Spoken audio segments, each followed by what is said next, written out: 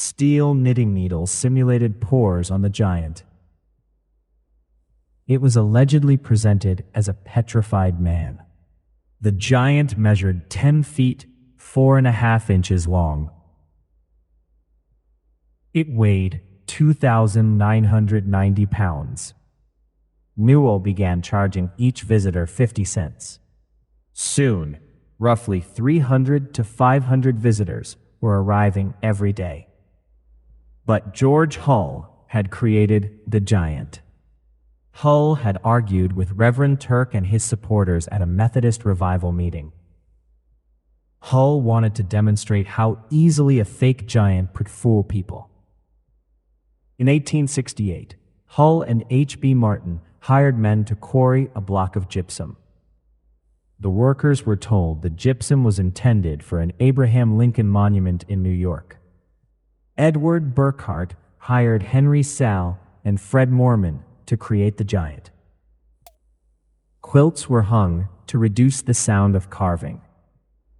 The giant's body was designed to imitate Hull's own form. Stains and acids made the figure appear old and weathered. One night, in late November 1868, the giant was buried on Newell's farm. When geologist John F. Boynton examined it, he declared it could not be a fossilized man. Andrew D. White saw no good reason to dig a well at that exact spot. Yale paleontologist Othniel C. Marsh identified the supposedly ancient figure as soluble gypsum. Marsh called it a most decided humbug.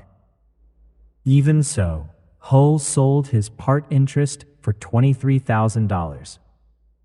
David Hannum sued Barnum for calling the Cardiff giant fake. The judge said the giant would have to swear to its genuineness for a favorable injunction. On December 10, 1869, Hull confessed everything to the press. In court on February 2, 1870, both giants were revealed as fakes. The judge ruled that Barnum could not be sued for calling a fake giant fake.